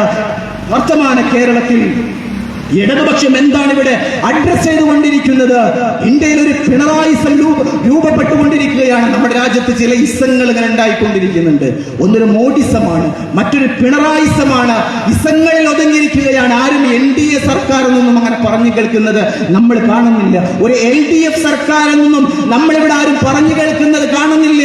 ഒരു പിണറായിസത്തിലേക്ക്, ഒരു മോഡിസത്തിലേക്ക്, ചില ഇസങ്ങളിലേക്ക് ഇന്ത്യയിൽ വലിയ വലിയ ആശയങ്ങൾ ഒതുങ്ങിക്കൊണ്ടിരിക്കുന്ന ഒരു രാഷ്ട്രീയ സാഹചര്യം നമ്മുടെ രാജ്യത്ത് നിലനിൽക്കുകയാണ്. ഇന്ത്യയിലെ സംഘപരിവാരം വെറുപ്പിന്റെ ഫാക്ടറി തുടങ്ങിയിട്ടുണ്ടെങ്കിൽ അതിന്റെ ജനറേറ്റർ പണിയെടുത്തുകൊണ്ടിരിക്കുകയാണ് ഇന്ന് കേരളത്തിലെ ഇടതുപക്ഷം എന്ന് പറയുന്ന ഒരു പക്ഷം ഇന്ന് ചെയ്തുകൊണ്ടിരിക്കുന്നത്.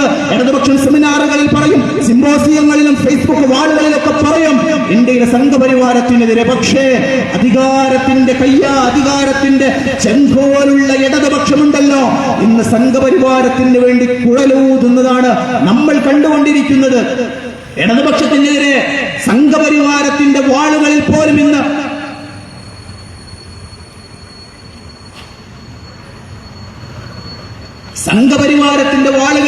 ഇന്ന് പരിഹാസത്തിന്റെ വാളുമ്പുകൾ ഉയർന്നു വന്നുകൊണ്ടിരിക്കുകയാണ്. CPM-ന്റെ ബ്രാഞ്ച് സമ്മേളനങ്ങളില്, CPM-ന്റെ ജില്ലാ സമ്മേളനങ്ങളില്, CPM-ന്റെ സംസ്ഥാന സമ്മേളനങ്ങളില് ഉൾപ്പാട്ടി ജനാധിപത്യത്തിന്റെ ലവലേശം അവശേഷിക്കുന്നിടത്ത് പോലും ഇന്ന് ഇടതുപക്ഷം ഉയർത്തിപ്പിടിക്കുന്ന സംഘപരിവാര അനുകൂല സമീപനങ്ങൾക്കെതിരെ അതിരൂക്ഷമായ വിമർശനങ്ങൾ ഉയർന്നു വന്നുകൊണ്ടിരിക്കുന്ന ഒരു രാഷ്ട്രീയ സാഹചര്യം നമ്മുടെ കേരളത്തിന്റെ മണ്ണിൽ നിലനിൽക്കുകയാണ്. എന്താണ് ഇന്നത്തെ ഏറ്റവും ലേറ്റസ്റ്റ് വാർത്ത എന്താണെന്നറിയോ നിങ്ങൾക്ക്? പിണറായിയുടെ കേരളത്തിലെ ജയിൽ അധികൃതർ എല്ലാവരും കൂടിയിട്ട് റിസോർട്ടിൽ സംഘപരിവാര അനുകൂല സമീപനമുള്ള ജയിൽ മേലുദ്യോഗസ്ഥന്മാരുടെ സൗഹൃദ സംഗമങ്ങൾ നടക്കുന്നു. യോഗി ആദിത്യനാഥിന്റെ ഉത്തർപ്രദേശിലല്ല കേട്ടോ, സംഘപരിവാരത്തിന്റെ രാഷ്ട്രീയ പൂച്ചെണ്ടുകൾ അർപ്പിച്ചു കൊടുത്ത ഗുജറാത്തിന്റെ മണ്ണിലല്ല കേട്ടോ. ഇന്ത്യയിൽ ഫാസിസത്തിനെതിരെ നിലപാട് സ്വീകരിച്ചുകൊണ്ടിരിക്കുന്ന ഇടതുപക്ഷമെന്ന് സ്വയം പരിചയപ്പെടുത്തുന്ന ഇടതുപക്ഷം നാട് ഭരിക്കുന്ന കേരളത്തിലാണ്. കേരളത്തിലെ പോലീസ്, കേരളത്തിലെ ജയിലിലെ ഉന്നത ഉദ്യോഗസ്ഥന്മാർ അവർ റിസോർട്ടിൽ വട്ടമേശ സമ്മേളനം കൂടിയിരിക്കുന്നു. ചോദിക്കുന്നത്, എന്തിനാണ് മിസ്റ്റർ പിണറായി കേരളത്തിലെ ജയിൽ അധികൃതർ റിസോർട്ടിൽ രഹസ്യമായി സംഘപരിവാരത്തിന്റെ നോമിനികൾ എന്തിനാണ് സംഗമിച്ചത് എന്നതിനെ കുറിച്ച് അന്വേഷണം നടത്താൻ ഇടതുപക്ഷത്തിന് സാധ്യമാകുമോ? ഞാൻ പറയുന്നു സാധ്യമാകില്ല. കാരണം ഇതാദ്യത്തെ അനുഭവമൊന്നുമില്ല. നിങ്ങൾക്കറിയാലോ, IAS ഓഫീസർമാരുടെ ഹിന്ദു സംഘപരിവാര വാട്സപ്പ് പ്രത്യേക ഗ്രൂപ്പുകൾക്ക് ഒരു പുതിയ തുടക്കം കുറിച്ചൊരു സംസ്ഥാനം നമ്മുടെ കേരള സംസ്ഥാനം. എവിടെയാണെന്ന് ഓർക്കണം കേട്ടോ, എവിടെയാണെന്ന് ഓർക്കണം. കേരളത്തിൽ ഒരു പോലീസ് ഉദ്യോഗസ്ഥന്റെ ഫോൺ കിട്ടിയപ്പോ ആ ഫോണിലെ നമ്പർ ഡയൽ ചെയ്തപ്പോ ആ ഡയൽ ചെയ്ത നമ്പർ ഒരു SDPIയുടെ പ്രവർത്തകന്റെ പേരോടുകൂടി സേവ് ചെയ്തു എന്ന ഒറ്റ കാരണത്താൽ സസ്പെൻഷൻ അടിച്ചു കൊടുത്ത കേരളത്തിന്റെ ആഭ്യന്തരമന്ത്രിയായ പിണറായി ഇന്നും കേരളത്തിന്റെ ആഭ്യന്തരമന്ത്രിയായിരിക്കുമ്പോ IAS ഉന്നത പോലീസ് ഉദ്യോഗസ്ഥര് RSSന്റെ നോമിനികൾ വാട്സപ്പ് ഗ്രൂപ്പുകൾ നടത്തി അത് കൃത്യമായി കൺട്രോൾ ചെയ്യുന്നു എന്ന് പരസ്യമായി വാർത്തകൾ വരുമ്പോ നമ്മൾ ആ വാർത്തയിൽ അതിനെ അഭിരമിക്കുക എന്നല്ലാതെ എവിടെയെങ്കിലും നടപടി സ്വീകരിക്കുന്നത് നിങ്ങൾ കണ്ടോ, നിങ്ങൾ കേട്ടോ? ഇന്നത്തെ ലേറ്റസ്റ്റ് വാർത്ത, കേരളത്തിലെ ജയിൽ ഉദ്യോഗസ്ഥന്മാർ സംഘപരിവാര നോമിനികൾ റിസോർട്ടിൽ രഹസ്യമായിട്ട് കൂടി അതിന്റെ ഫോട്ടോ ഏതോ വിവരം കെട്ടവൻ വാട്സപ്പിൽ സ്റ്റാറ്റസ് ആക്കിയപ്പോ പുറത്തു വന്നിരിക്കുകയാണ്. ഒരു കേവല സ്ഥലം മാറ്റമെന്ന തട്ടിപ്പ് നടപടിയിൽ അപ്പുറമായി ഒരു നടപടി സ്വീകരിക്കാൻ ഇടതുപക്ഷം പരിചയപ്പെടുത്തുന്ന ഇരട്ടച്ചങ്കരായ പിണറായി വിജയന് സാധ്യമല്ല എന്ന് ഈ മലയാളികളെ സാക്ഷി നിർത്തി ഞാൻ നിങ്ങളോട് പറഞ്ഞു വെക്കാൻ ആഗ്രഹിക്കുകയാണ്. ഒരു നടപടിയും ഉണ്ടാകാൻ പോകുന്നില്ല. സംഘപരിവാരമാണ് വർത്തമാന ഇന്ത്യയിലും കേരളത്തിലും. ഇപ്പൊ അങ്ങനെയൊക്കെയാണ് കാര്യങ്ങൾ. ഒരു ക്രൈം നടന്നാൽ, ഒരു പ്രശ്നം നടന്നാൽ ആ പ്രശ്നത്തിന്റെ വ്യാപ്തിയെക്കുറിച്ച്, അതിന്റെ ഡെപ്തിനെ കുറിച്ച്, അതുണ്ടാക്കി വെച്ച അപകടത്തെക്കുറിച്ച്, അതുണ്ടാകാൻ പോകുന്ന അപകടത്തെക്കുറിച്ച് ചർച്ച ചെയ്യുകയും നിയമ നടപടികൾ സ്വീകരിക്കുകയും ചെയ്യുക എന്നുള്ളതാണ് ഇന്ത്യയിലെ ആർട്ടിക്കിൾ, ഇന്ത്യയുടെ ഭരണഘടന പറഞ്ഞു വെക്കുന്നത്, ഇന്ത്യയുടെ നിയമാവലി പറഞ്ഞു വെക്കുന്നത്. പക്ഷേ വർത്തമാന ഇന്ത്യയിൽ ഇന്ന് നിലനിൽക്കുന്നത്, ആരാണോ ക്രൈം ചെയ്തത് ആ ക്രൈം ചെയ്തവന്റെ ഡ്രസ് കോഡുകള്, അവന്റെ സിംബലുകള്, അവൻ വരുന്ന നാട്, അവൻ വരുന്ന വീട്, അവന്റെ വിശ്വാസം, അവന്റെ സംഘടന മാനദണ്ഡമാക്കിയിട്ടായിരിക്കും കേരളത്തിലടക്കം നിയമ സംവിധാനങ്ങൾ ചലിക്കുക എന്നുള്ളിടത്തേക്ക് കാര്യങ്ങൾ എത്തിയിരിക്കുകയാണ്.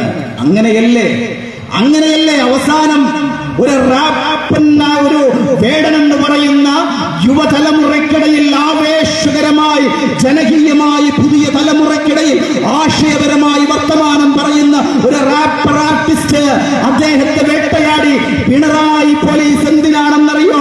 കേവല തുച്ഛാക്കിട ആരോപണങ്ങൾ പറഞ്ഞ് കയ്യാമ വെച്ച് ജയിലറകളിലേക്ക് പുൽകി ജാമ്യം പോലും നിഷേധിച്ച് ഇരുട്ടിന്റെ മുറവിലേക്ക് കേരളത്തിന്റെ യുവതയുടെ തലയിൽ, ലോകമാലാഖരുടെ മുമ്പിൽ യുവതലമുറയുടെ ഇടയിലേക്ക് ആശയപരമായി വർത്തമാനം പറഞ്ഞ ഒരു ആർട്ടിസ്റ്റിനെ ഇന്ത്യയിലെ പിണറായി പോലീസും ഇടതുപക്ഷ ഗവൺമെന്റും വേട്ടയാടി. ദലിതനായി പിന്നോക്കക്കാരനായ തൊലികറുത്ത അമ്മയുടെ വയറ്റിൽ ജന്മം നൽകി എന്ന ഒറ്റ കാരണത്താൽ ആ മനുഷ്യനെ വേട്ടയാടുമ്പോ മറുവശത്ത് തൊലികറുത്തവർ, തൊലിവെളുത്തവർ അതിനേക്കാൾ വലിയ തെണ്ടിത്തരങ്ങളും തോന്നിവാസത്തരങ്ങളും കാട്ടി സർവ പ്രിവിലേജിലും ജീവിക്കുമ്പോ, ഇന്ന് ഒരു ക്രൈം നടക്കുമ്പോ ആ ക്രൈമിന്റെ അപകടവും തെറ്റും വിളക്കുന്നത് അവന്റെ നിറം നോക്കുകയാണ്, അവന്റെ ജാതി നോക്കുകയാണ്, അവന്റെ വർണ്ണം നോക്കുകയാണ്, അവന്റെ വർഗം നോക്കുകയാണ്. ഈ നാട്ടിൻപുറത്ത് ഒരു 16കാരൻ കേവലം നാട്ടിൻപുറത്ത് അങ്ങാടിയിൽ വിളിച്ച മുദ്രാവാക്യത്തിന്റെ പേരില് അവന്റെ വീട്ടിലേക്ക് സൈറനിട്ടുകൊണ്ട് പോലീസിന് റെയ്ഡ് നടത്താൻ ജാഗരൂകരാണ് കേട്ടോ.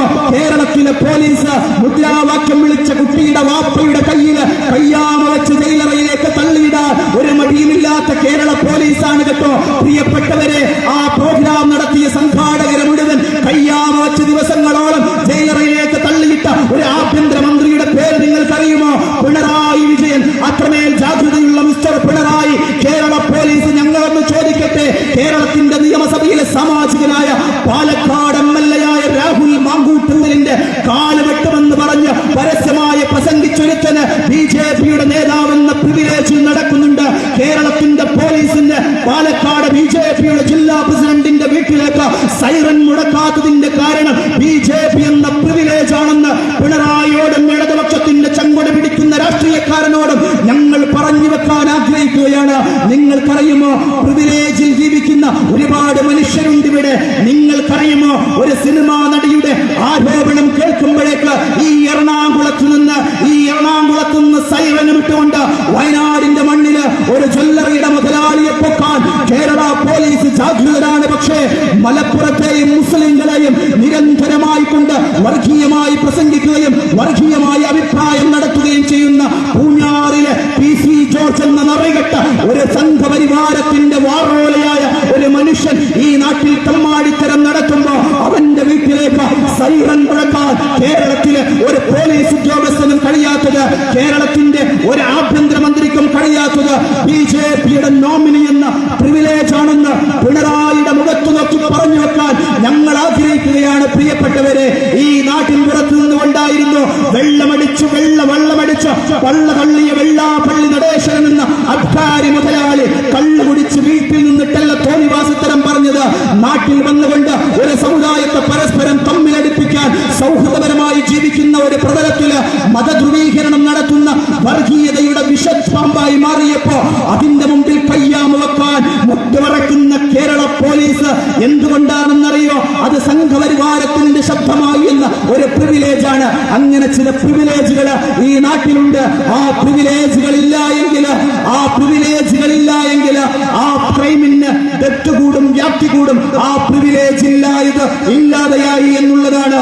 വയനാട്ടിലെ അഷ്റഫ് എന്ന് പറയുന്ന ഒരു ചെറുപ്പക്കാരന്റെ അതിനിഷ്ഠൂരമായ കൊലപാതകം മലയാളത്തിന്റെ മണ്ണിൽ ചർച്ചയായി പോകാത്തത് ഏതെങ്കിലും മീഡിയകൾ കാണിക്കുന്നുണ്ടോ? ഇന്നത്തെ സായാഹ്ന ചർച്ച എന്താകണമായിരുന്നു? ഇന്നലത്തെ സായാഹ്ന അന്തിച്ചർച്ചകൾ എന്താകുമായിരുന്നു? ഏഷ്യാനെറ്റിന്റെ ചർച്ച എന്താകണമായിരുന്നു? 24ന്റെ ചർച്ച എന്താകണമായിരുന്നു? റിപ്പോർട്ടറിന്റെ ചർച്ച എന്താകണമായിരുന്നു? സംഘപരിവാരത്തിന്റെ ആൾക്കൂട്ട കൊലപാതകങ്ങൾ ചർച്ച ചെയ്യണ്ടേ? എന്തേ ചർച്ച ചെയ്യാത്തത്?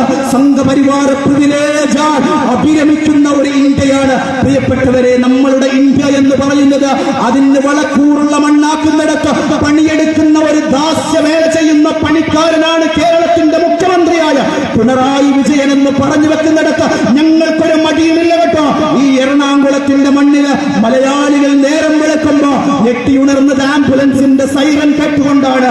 പാതി വെന്ത ശരീരവും പൂർണ്ണമായി വെന്ത ശരീരവും അവസാനത്തെ പ്രാണവായുവിന് വേണ്ടി കിടയുന്ന മനുഷ്യരെയും വാരിയെടുത്തുകൊണ്ട് ഹോസ്പിറ്റലിലേക്ക് ചീറിപ്പായുന്ന ആംബുലൻസിന്റെ സൈറൻ ശബ്ദം കേട്ട് മലയാളികൾ ഞെട്ടിയുണർന്നിരിക്കുകയായിരുന്നു. എന്താണെന്നറിയോ? ഈ എറണാകുളം ജില്ലയില് ഒരു പറ്റും വിശ്വാസികൾ ആരാധന നടത്തിക്കൊണ്ടിരുന്ന ഒരു പ്രതലത്തിൽ ഒരു ബോംബ് സ്ഫോടനം നടക്കുകയാണ്. ആരാണ് ഈ ദുഷ്ടം ചെയ്തത് എന്ന ജാഗ്രതയില് മലയാളികൾ മുഴുവൻ കണ്ണ് നട്ടിരിക്കുമ്പോ അതിന്റെ മുമ്പിൽ സംഘപരിവാരത്തിന്റെ സിംബലുകൾ തീർക്കാൻ മാധ്യമങ്ങളിൽ ചർച്ചയായി. അത് മുസ്ലിം തീവ്രവാദി, തൊപ്പി ധരിച്ചവന്, താടി ധരിച്ചവന്, മുസ്ലിം ഗ്രൗണ്ടുകള്, മുസ്ലിം പാശ്ചാത്തലങ്ങള്, മുസ്ലിം നാമകരണം ചെയ്യപ്പെട്ട പ്രതലങ്ങളിൽ നിന്ന് വന്നവര്. അങ്ങനെ ഒരു 5 മണിയായപ്പോഴേക്ക് എല്ലാ ചർച്ചകളുടെയും തിരശ്ശീല അസ്തമിക്കുകയാണ്. മാട്ടിനെന്ന് പറയുന്ന ആ ഇന്ത്യയിലെ മാധ്യമ സിൻഡിക്കേറ്റ് ആഗ്രഹിക്കാത്ത ഒരു പേര് വരുമ്പോ ആ ചർച്ച പിന്നെ നടക്കുന്നില്ല. 8 പേരെ അറുങ്കുല ചെയ്ത എറണാകുളത്തെ ബോംബ് സ്ഫോടനത്തിന്റെ കഥകൾ എന്തായി പ്രിയപ്പെട്ടവരെ? ആ വാർത്തക്ക് എന്തേ പ്രാധാന്യമില്ലാതെയായി പോയത്? 8 പേരുടെ ജീവന് വിലയില്ലേ? ഇത്രമേൽ വലിയ അതിനിഷ്ഠൂരമായ ഒരു അറുങ്കൊല, ഒരു കലാപധിഷ്ഠിതമായ ഒരു പ്രവർത്തനം ഈ അങ്ങാടിയിൽ, ഈ നാട്ടിൽ, ഈ ജില്ലയിൽ നടന്നിട്ട് എന്തേ അതിന് വാർത്താ പ്രാധാന്യമില്ലാത്തത്? അതിന്റെ നടപടിക്രമങ്ങൾ എവിടെയെത്തി? ഇന്ന് ആ മനുഷ്യരെവിടെയാണ്? ഇന്ന് കരിനിയമങ്ങളാൽ കൽത്തുറങ്കിൽ കിടക്കുന്നത് നമ്മൾ കാണുന്നില്ലല്ലോ. UAP നമ്മൾ കാണുന്നില്ല, ദേശീയ അന്വേഷണ ഏജൻസികൾ നമ്മൾ കാണുന്നില്ല. അത് പ്രിവിലേജിന്റെ സുഖത്തിൽ ജീവിക്കുന്നവരാണ്. ആ പ്രിവിലേജ് ഒരുക്കി കിടക്കുന്ന, ആ പ്രിവിലേജിന് കളമൊരുക്കുന്ന, പണിയെടുക്കുന്ന ഒരു രാഷ്ട്രീയ പാർട്ടിയായിട്ട് ഇടതുപക്ഷമേ നിങ്ങൾ മാറിയിരിക്കുകയാണ്. ചെങ്കുടിയുടെ രാഷ്ട്രീയം എന്ന് പറയുന്നത് സംഘപരിവാരത്തിന് പ്രിവിലേജ് കൊടുക്കുന്ന ഒരു മണ്ണാക്കി മാറ്റുന്നിടത്ത് അതിന് കളമൊരുക്കുകയാണ്. അതുകൊണ്ടാണ് ലവ് ജിഹാദിന് വളക്കൂറുള്ള വാർത്ത പ്രാധാന്യമുള്ള മണ്ണായി ഈ മണ്ണ് മാറുന്നത്. നാർക്കോട്ടിക് ജിഹാദ് എന്ന വാർത്തയ്ക്ക് തുടക്കം കുറിച്ചത് എവിടെ നിന്നാണെന്നറിയോ? മലപ്പുറം, ഈ കേരളത്തിൽ നിന്നാണ്. ഇവിടെ എന്തൊക്കെ ജിഹാദുകൾ വന്നു? നാർക്കോട്ടിക് ജിഹാദ് വന്നു, ലവ് ജിഹാദ് വന്നു, ലാൻഡ് ജിഹാദ് വന്നു, തുപ്പൽ ജിഹാദ് വന്നു, കൊറോണ ജിഹാദ് വന്നു. ആധുനിക വൈദ്യശാസ്ത്ര രംഗം സ്തംഭിച്ചു നിന്ന് പോയ ഒരു കാലഘട്ടമുണ്ടായിരുന്നു പ്രിയപ്പെട്ടവരെ. ഇന്ന് നിങ്ങൾക്ക് പരിചയമുണ്ടല്ലോ, കണ്ടെയ്ൻമെന്റ് സോൺ അറിയുമോ നിങ്ങൾക്ക്? ക്വാറന്റൈനിന്റെ കാലഘട്ടം അറിയുമോ നിങ്ങൾക്ക്? 10 വർഷം ഗൾഫിൽ നിന്ന് തന്റെ പ്രിയപ്പെട്ട പ്രിയതമൻ നാട്ടിൽ വന്നപ്പോ ഒരു ചുടുവെള്ളം കൈകൊണ്ട് കൊടുക്കാൻ പോലും പേടിയോടെ മാറ്റുന്ന ഒരു മലയാളിയുടെ ഒരു കാലഘട്ടം ഈ കേരളത്തിന്റെ മണ്ണിൽ നമുക്കുണ്ടായില്ലേ? വാർഡുകൾ തിരിച്ചുകൊണ്ട് പരസ്പരം ഒന്ന് ചിരിക്കാൻ പോലും പേടിച്ചിരുന്ന കാലഘട്ടം. ആരെങ്കിലും ഒന്ന് ചുമച്ചാൽ അവനെ പടിയടച്ച് പിണ്ടം വെക്കുന്ന ഒരു കാലഘട്ടം നമുക്കുണ്ടായിരുന്നില്ലേ? പനിയാണെന്ന് പറയേണ്ട താമസം നാട്ടിൽ നിന്നും വീട്ടിൽ നിന്നും മാറ്റിപ്പായിക്കുന്ന പട്ടിയെ വേണമെങ്കിൽ വീട്ടിൽ വിളിച്ചു വരുത്തി കെടുക്കാം, പക്ഷേ ചുമക്കുന്നവനെ അവനെ ചവിട്ടി മാറ്റുന്ന ഒരു കാലഘട്ടം മലയാളിക്കുണ്ടായിരുന്നില്ലേ?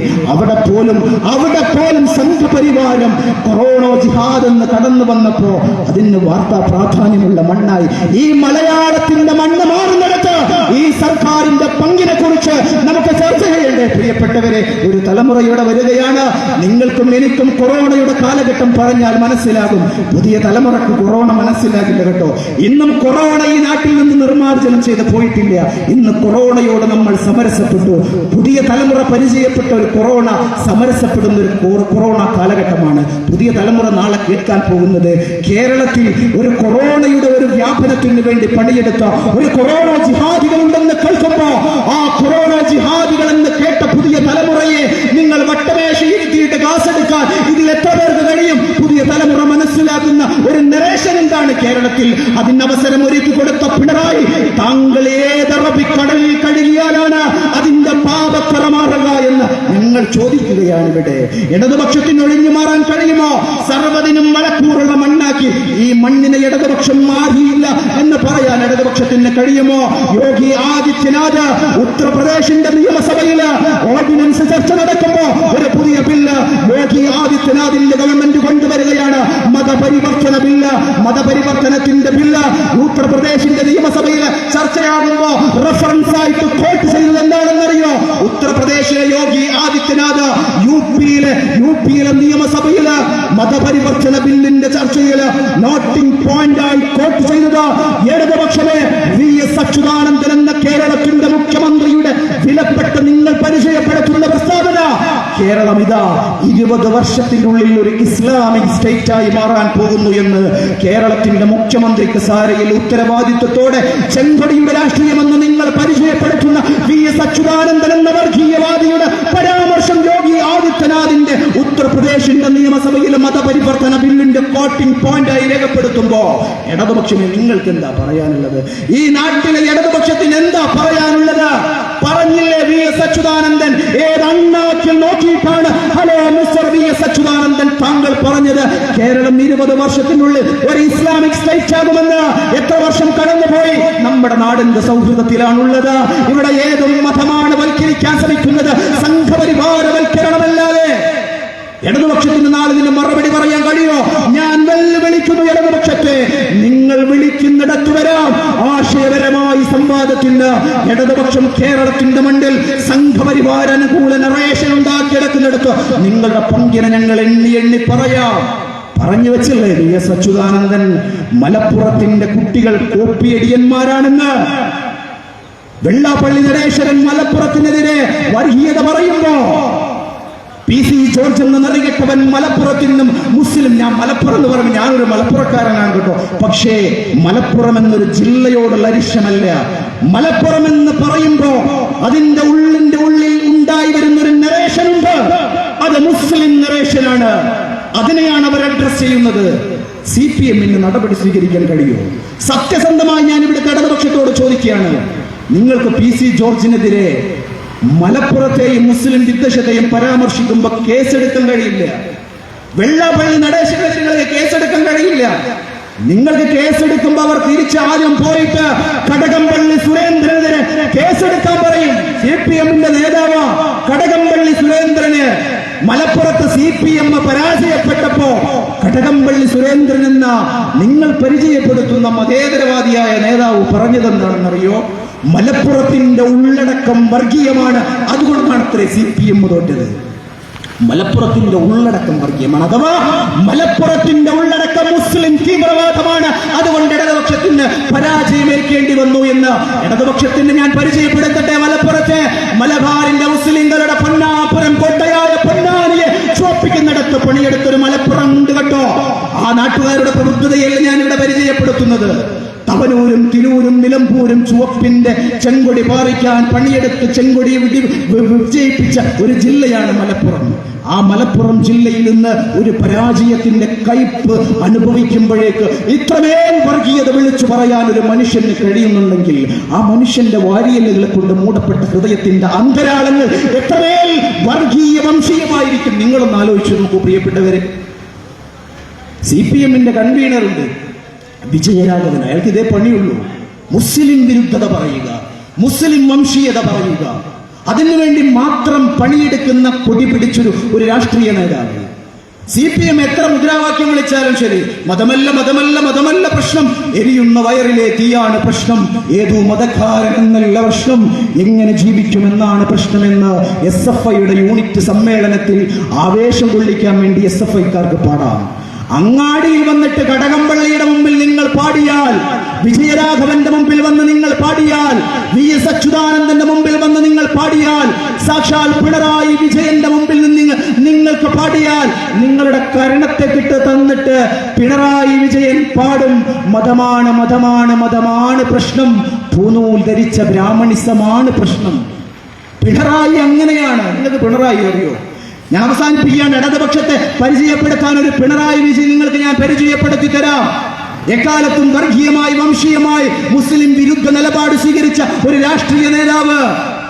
ഇന്ത്യയിലെ രണ്ട് മതങ്ങൾ തമ്മിൽ, രണ്ട് സംഘടനകൾ തമ്മിൽ ഇവിടെ ഒരു പ്രവാചകന്റെ തിരികേശ വിവാദം നടന്നു. ഞാൻ അതിന്റെ വിവാദത്തിലേക്കോ അതിന്റെ തെറ്റുശരികളിലേക്കൊന്നല്ല പോകുന്നത്, നിങ്ങൾക്ക് ബോധ്യപ്പെടാൻ വേണ്ടി. രണ്ട് സംഘടനകൾ തമ്മിൽ ഒരു തിരികേശ വിവാദം നടന്നു. കേവലം ആ മതസംഘടനകൾ അവരുടെ വിശ്വാസവുമായി ബന്ധപ്പെട്ട് നടക്കുന്ന കേവല ചർച്ചകൾ മാത്രമാണത്. ആരും അഭിപ്രായം പറയാൻ പോയില്ല. പക്ഷേ അവിടെ അഭിപ്രായം പറഞ്ഞൊരു രാഷ്ട്രീയ നേതാവിനെ നിങ്ങൾക്ക് കാണാം.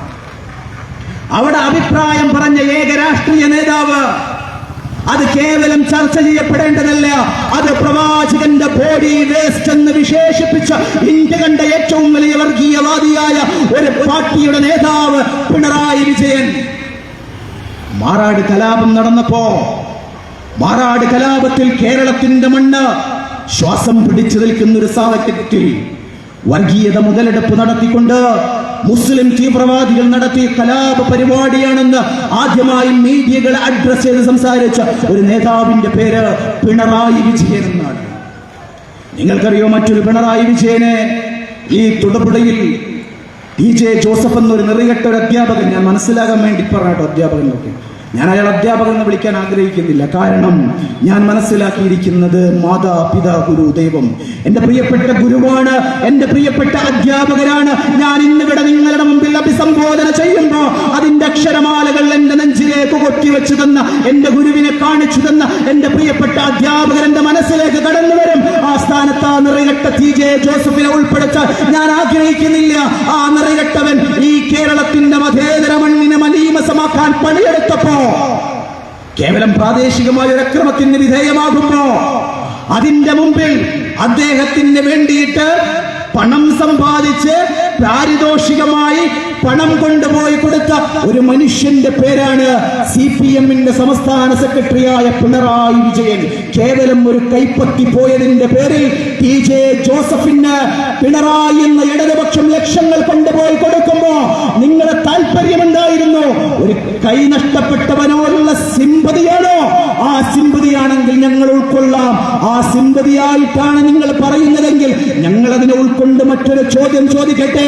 ഒരു കാലില്ലാത്ത മനുഷ്യന് കൽത്തുറങ്കിൽ കൊണ്ടുപോയിട്ടിട്ട് അതിന്റെ മുഴുവൻ ക്രെഡിബിലിറ്റിയും ആസ്വദിക്കാൻ വേണ്ടി ജയിലിൽ നിന്ന് വന്നപ്പോ വീണ്ടും കൈ പിടിച്ച് തോളിൽ കൈയിട്ട് പൊന്നാനിയെ ചോപ്പിക്കാൻ വേണ്ടി കൊണ്ടുവന്ന കാലില്ലാത്ത ഒരു മനുഷ്യൻ ഇന്നും ജീവിച്ചിരിക്കുന്നുണ്ട് കേട്ടോ.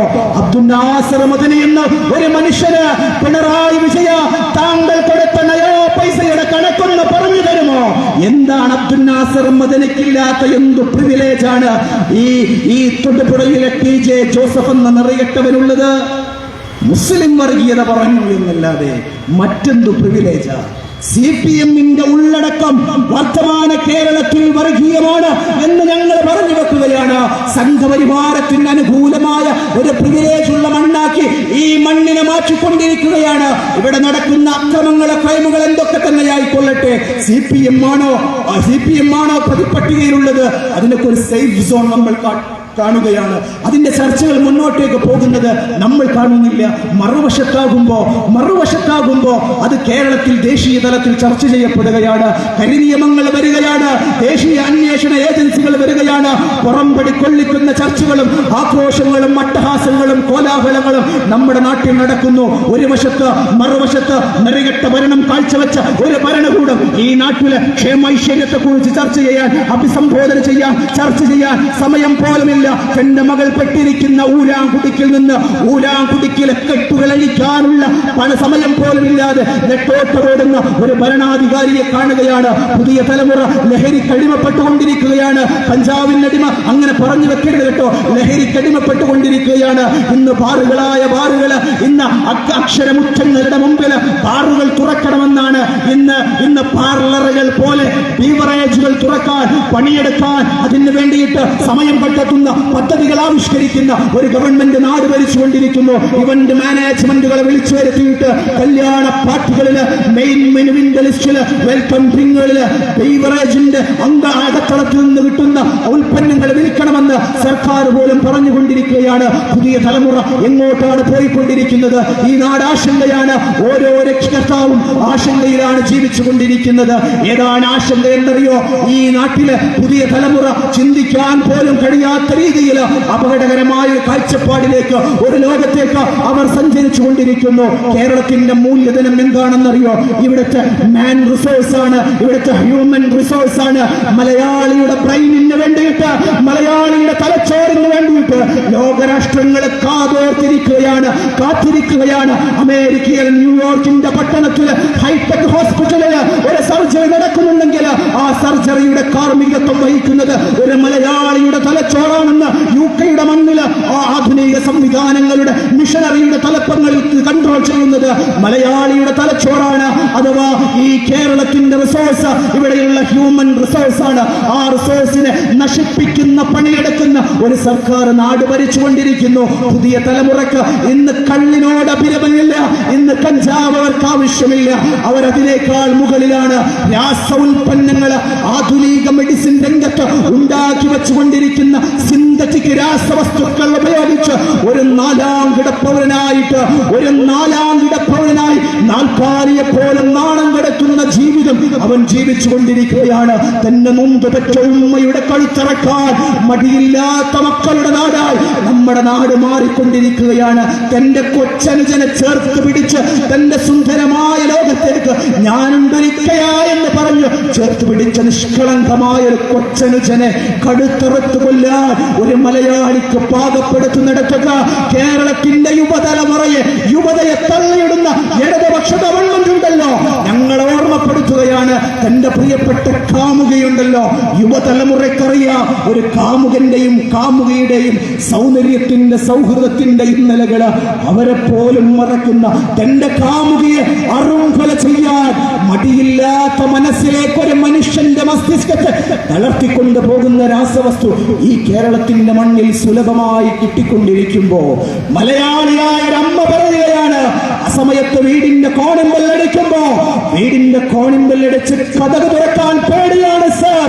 എന്റെ മകൻ വീട്ടിലേക്ക് കയറി വരുമ്പോ അവന്റെ നോട്ടവും അവന്റെ ഭാവം എനിക്ക് ആശങ്കയാണ്. അവന്റെ നോട്ടം ശരിയല്ലെന്ന് മലയാളിയായ ഒരമ്മക്ക് മലയാളത്തിൽ വിളിച്ചു പറയേണ്ട ഒരു ഗതികേട് പിണറായി വിജയ താങ്കളുടെ കേരളത്തിന്റെ മണ്ണിലുണ്ടാകുമ്പോ ഒരു കുട്ടിയും നേരം വെളുക്കുമ്പോ MDMA കഴിക്കാറില്ല. അവൻ ആദ്യം പാർലറുകളിൽ നിന്ന് കിട്ടുന്ന രാസവസ്തു രുചിക്കുന്ന അഭിരുചിയുള്ള വസ്തുക്കൾ അവൻ ഉപയോഗിച്ചു തുടങ്ങുകയാണ്. അവൻ അങ്ങനെ നിങ്ങൾ ഇന്ന് അങ്ങാടികൾ തുറക്കുന്നു.